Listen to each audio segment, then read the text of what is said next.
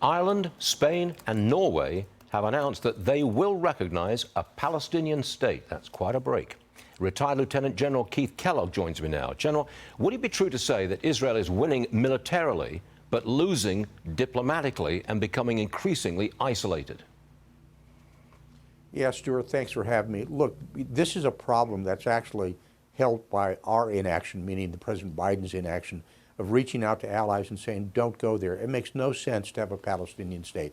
It's not going to happen. Look, you know, there's a parallel here. You go to Taiwan, which is a democratically elected country, and you've got 23 million people, and we don't recognize them as a state. And you go to Palestine, which has less than 2 million, is governed by a terrorist organization, Hamas, in Gaza. And then you go to the West Bank, and that's also run by a terrorist organization, by the Palestinian Front.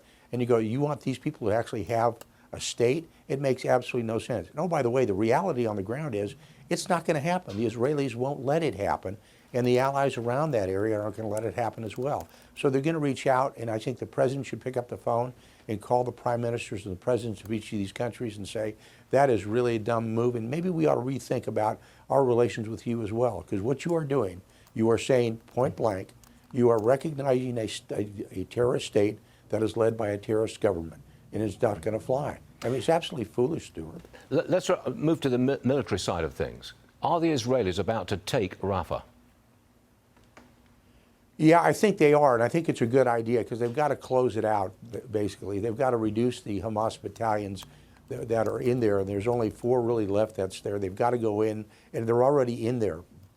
And they're doing, honestly, a pretty good job, Stuart, of clearing the area and actually finishing the job that's set up. And then the next step is going to be what happens next.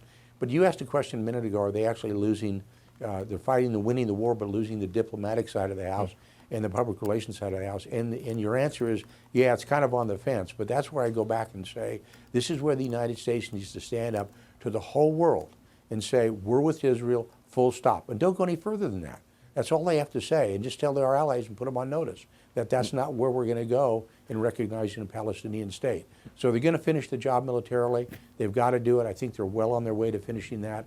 And then, of course, the hard part is what happens next, because really all this is going to be, it's the end of the beginning. They're ready to go on a follow-on how to reconstitute Gaza as well. You don't expect President Biden to pick up the phone and call the prime ministers of these countries and say, it ain't going to happen. The whole world has got to stand firm with us. It's not going to happen, is it, General? No, Stuart, it's not. I'm kind of wishing in the wind there. I know that's not going to happen. It's what probably President Trump would have done. He would have picked up the phone and said, look, we're going to talk this thing through.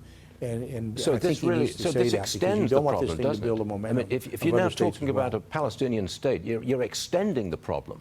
If you're wishful thinking, yeah, they're going to have a state, that extends the problem, doesn't it? I would have thought so. General, I'm sorry, but we're out of time. Absolutely. I do apologize for this. I've let myself run on here. But, General, come back and see us again soon, please. Thanks very much.